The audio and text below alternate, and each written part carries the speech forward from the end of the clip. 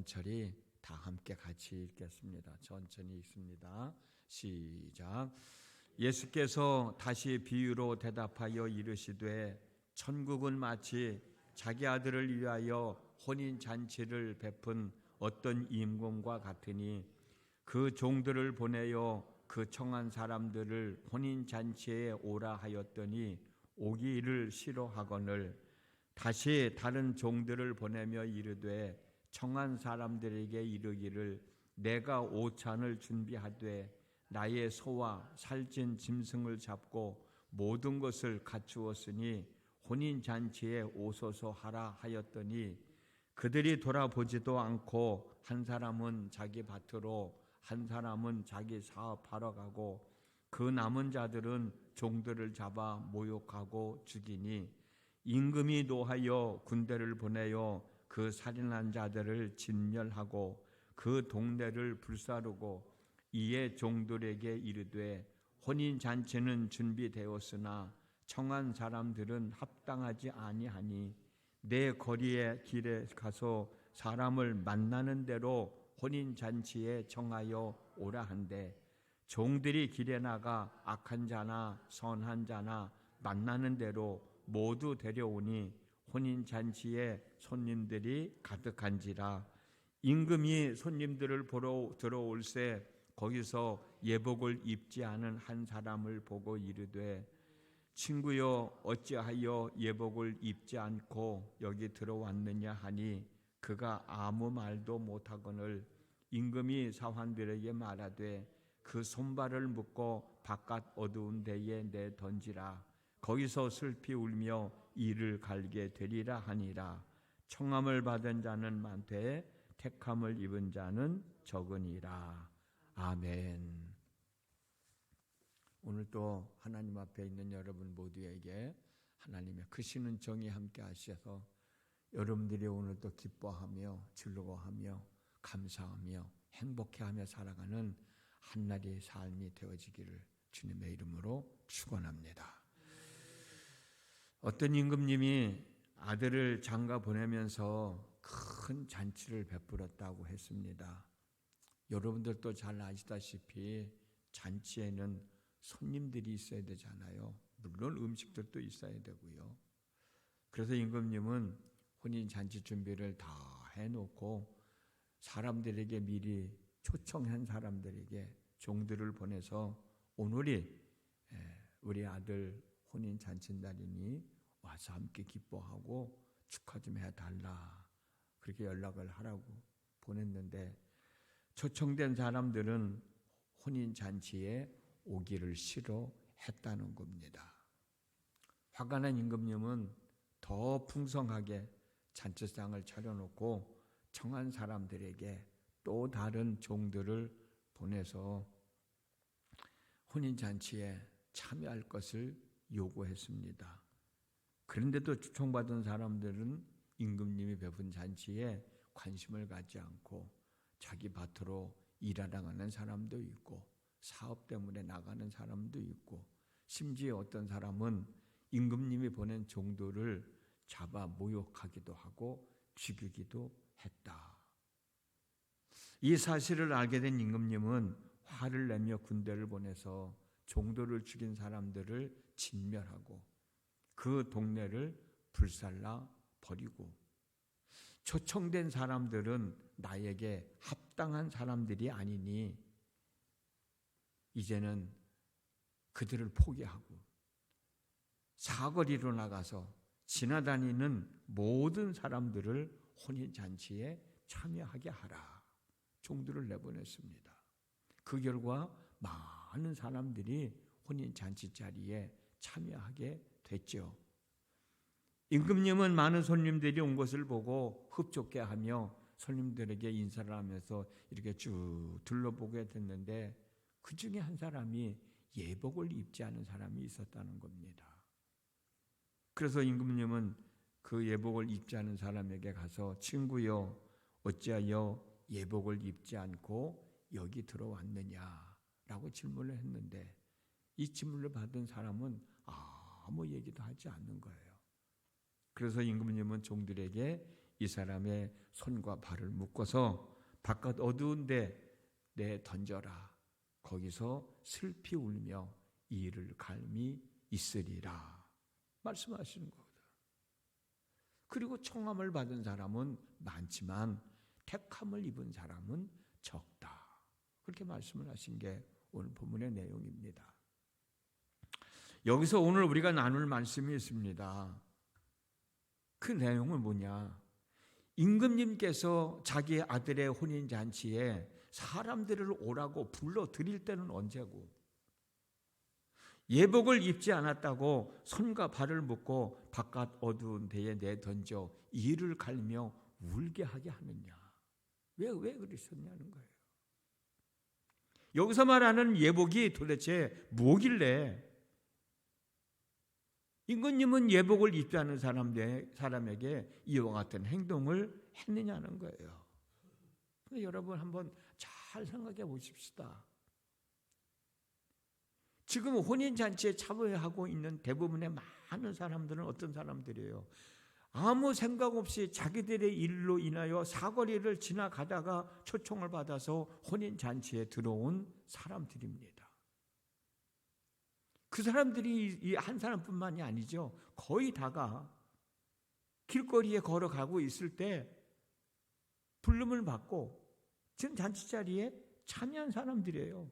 본문 10절 말씀을 보면 종들이 길에 나가 악한 자나 선한 자나 만나는 대로 데려와서 혼인잔치에 손님들이 가득했다고 기록되어 있잖아요. 이 사람들은 혼인잔치에 갈 생각을 하고 온 사람들이 아니거든. 자기 일을 보러 가다가 불려서 불림을 받고 지금 혼인잔치에 참여하게 된 거거든요. 그렇기 때문에 혼인잔치에 걸맞은 예복을 입을 수 있는 상황이 아닌 거죠. 모르겠어요. 들어갈 때 사람들에게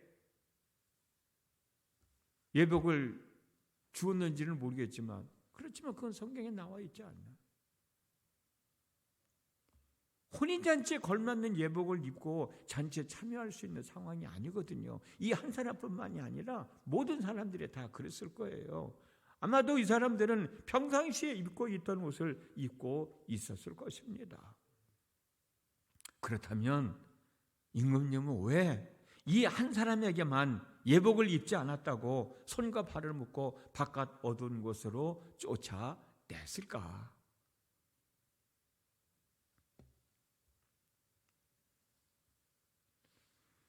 내가 어떤 상황에서든지 초청되어 초청에 응하였다면 초청에 응한 그 순간부터는 초청한 사람에게 맞춰서 행동을 해야 된다는 사실을 우리들에게 가르쳐주고 있는 것이다. 저는 그렇게 여러분과 말씀을 나누고 싶어요. 이게 무슨 말씀이냐면, 타의에 의해서든지 내 자유에 의해서든지 내 자발적으로 왔든지 어찌됐든 지금 혼인잔치 자리에 초청을 받고 왔잖아요. 그리고 혼인잔치에 참여하는 그 순간부터는 초청에 응하지 않는 사람들처럼 행동하는 외인이 돼서는 안 된다고. 들러리가 돼서도 안 된다고요. 구경꾼이 돼서도 안 된다고요. 내 마음대로 나 하고 싶은 대로 행동을 해서도 안 되는 거잖아요. 어찌됐든 내가 지금 혼인잔치에 참여하게 됐으니까 그 잔치자리에 온 사람답게 행동을 해야지. 내가 지금 잔치자리에 앉아 있으면서도 잔치자리에 온 사람처럼 행동을 하지 않은 것, 그 사람을 향해서 예복을 입지 않았다.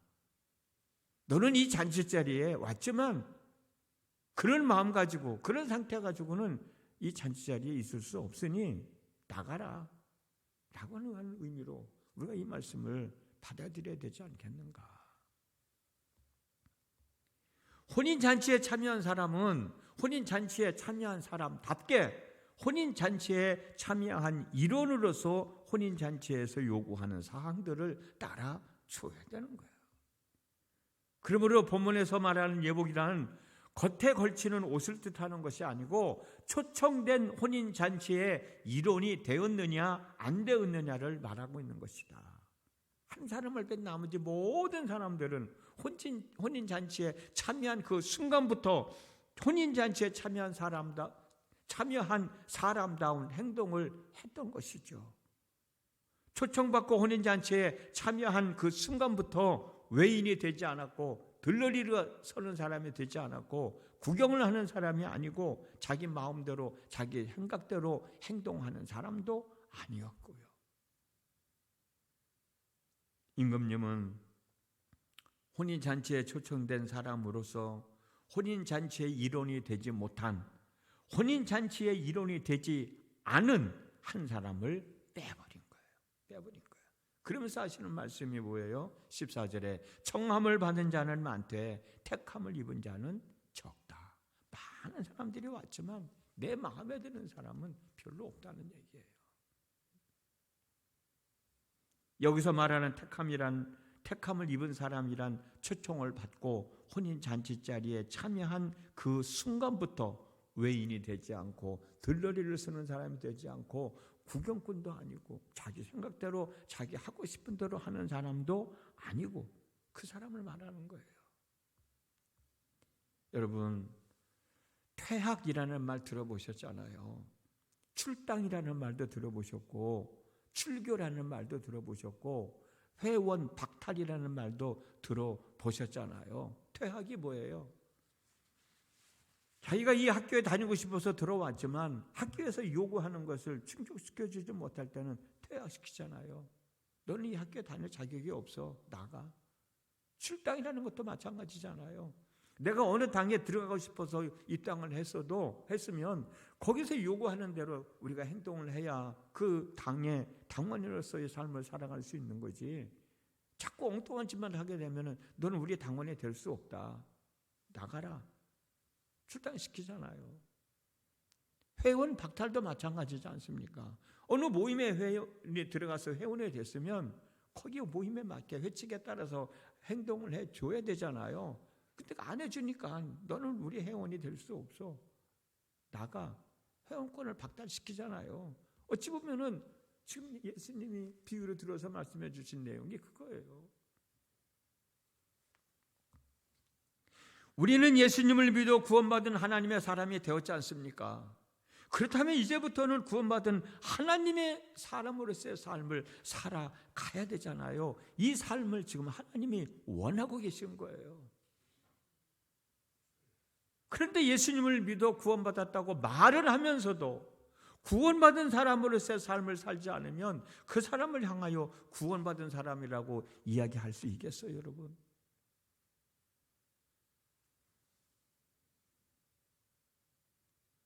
잠자고 있어야 할 시간에 이 시간 하나님 앞에 나와서 기도하는 자리에 와 있다면 기도하러 온 사람답게 기도하는 일에 집중을 해야지. 자꾸 엉뚱한 생각을 하고 엉뚱한 행동을 하면 안 되잖아요. 지금 이 순간에는 말씀 듣는 시간이니까 말씀 듣는데 충실하자. 찬송을 부를 때는 찬송 부르는데 충실하자. 내가 기도해야 할 때는 정말 내가 성령 안에서 하나님과 온전한 소통을 이루기 위해서 때로는 몸부림쳐가면서라도 하나님과 관계 개선을 해서 기도해야 되지 않겠느냐. 좀 제대로 기도하고 돌아가야 되지 않겠느냐. 그냥 왔다 가는 게 중요하지 않다는 거죠. 예배하는 자리에 앉게 되었다면 예배하는 사람답게 예배에 충실해야지. 예배 시간에 자꾸 엉뚱한 생각하고 엉뚱한 행동하고 그 예배는 온전한 예배가 될 수 있겠냐는 거예요. 그 예배에 합당하지 않는다는 거예요. 자리만 차지하고 왔다 가는 사람이 되지 말라는 거예요. 이사야가 고백한 것처럼 하나님을 예배온 사람들에게 당신들은 성전 마당만 밟고 갔을 뿐이라고 얘기하잖아요. 그렇게 신앙생활을 하지 말자는 거예요. 혼인잔치에 왔으면 혼인잔치에 온 사람답게 행동을 해야 되듯 기도하러 왔으면 기도하고 돌아가야 되죠. 온전히 기도하고 돌아가는 거지. 어떻게 보면 진땀을 빼고 기도하고 돌아가야 되지 않겠어요? 기도는 심심해서 하는 게 아니지 않습니까? 시간이 남아서 하는 게 아니지 않습니까? 어찌 보면 우리는 다른 사람들과도 더 간절한 마음으로 하나님 앞에 기도하기 위해서 이 시간에 하나님 앞에 와 있는 거잖아요. 예배하는 것도 마찬가지고요. 본문에 나오는 대제사장과 장로들과 서기관들뿐만 아니라 대부분의 많은 사람들이 이와 같은 삶을 살아가지 못하고 있으니까. 그래서 임금님은 청함을 받은 사람들은 많지만 택함을 입은 사람은 적다. 어찌 보면 예배하러 온 사람들은 많이 있지만 정말 하나님이 기뻐하시면서 받을 수 있는 예배자는 그리 많지 않단 말이에요. 우리가 하나님 앞에 기도하러 와서 기도하고 있지만 정말 믿음으로 마음에서부터 우러나오는 성령의 인도하심 속에서 하나님 앞에 간절하게 기도하는 사람, 또 그러지 못하는 사람도 있는데, 그러지 못하는 사람이 되지 말고 정말 하나님과 소통하며 기도하고 돌아갈 때는 그래도 믿음으로 확신을 가지고 기쁨을 가지고 희망과 소망을 가지고 나가는 그런 마음가짐이 있어야 되지 않겠느냐 말이에요. 그러므로 우리는 매 순간순간 내가 처해 있는 상황에서 최선을 다하는 삶을 살아가야 되는 거예요. 지금의 행동과 생활에 자만하지 말고 내 삶을 살펴서 거듭나야 하는 거예요. 새로워져야 하는 거예요. 그래서 고린도후서 5장 17절에서 바울은 그리스도 안에 있는 우리는 새로운 피조물이 되었으니 이전 것은 지나가고 새 것이 되었도다. 에베소서 4장 22절에서 24절 말씀에 유혹의 욕심을 따라 썩어져가는 구습을 따르는 옛사람을 벗어 버리고 우리의 심령이 새롭게 되어 하나님을 따라 의와 진리의 거룩함으로 지으심을 받은 새 사람이 되라. 새 사람이 바로 임금님이 입길 원하시는 예복이 되는 것이고, 임금님이 원하시는 예복을 입은 사람이 바로 임금님이 배설한 잔치의 즐거움을 마음껏 누릴 수 있게 되는 거잖아요. 골로새서 1장 29절에 이런 말씀이 있습니다. 내 속에서 능력으로 역사하시는 이의 역사하심을 따라, 내 속에서 능력으로 역사하시는 이의 역사하심을 따라 성령께서 내 속에서 역사하시며 그 역사하심에 따라 힘을 다하여 수고하노라. 성령의 역사하심이 우리 삶 가운데 있으면 그 다음에는 내 책임이에요. 내가 해야 할 일이에요. 내가 어떻게 힘을 다하여 수고한다는 거예요. 최선을 다해야 한다는 거예요. 그냥 대충 하는 게 아니라 성령께서 내 안에서 능력으로 역사하시면 그 역사를 따라, 성령의 인도하심을 따라 우리는 어떻게 최선을 다하여 힘을 다하여 수고하노라 고백한 내용입니다. 오늘도 우리가 어느 곳에 있든지 내 할 본분을 최선을 다하는 거예요. 밥 먹을 때도 맛있게 먹어야 돼요. 내가 밥 잘 먹어서 장가간 사람이거든요. 맛있게 먹는다고, 밥 맛있게 먹는다고, 그것 때문에 장가간 사람이야 내가. 잠잘 때는 또 푹 잘 수 있도록 하나님 앞에 기도하시고, 뭘 하나 하더라도 대충 하는 게 아니라 최선을 다해서 하자. 내 속에서 능력으로 역사하신 이의 역사함을 따라 힘을 다하여 수고하자. 그 자리에 걸맞는 행동들을 통해서 하나님께 영광 돌리고 많은 사람들에게 덕을 끼치고 나에게는, 여러분 한 사람 한 사람에게는 복이 되는 삶이 되어졌으면 좋겠습니다. 기도합니다. 지난밤에도 함께 하신 아버지 하나님, 오늘도 하나님 앞에 있도록 인도해 주셨습니다.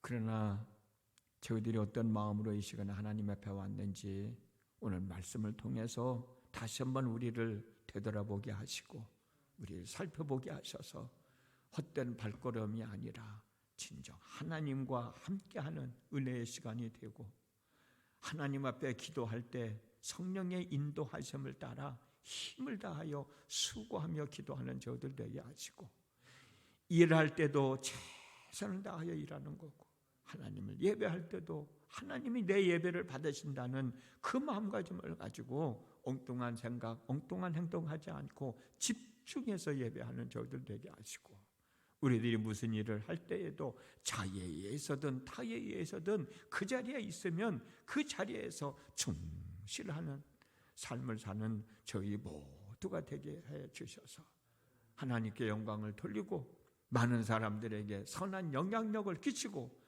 우리는 하나님의 더 큰 은혜 속에서 하나님이 배설해 주신 천국 잔치를 마음껏 누리며 살아가는 은혜가 있게 해 주옵소서.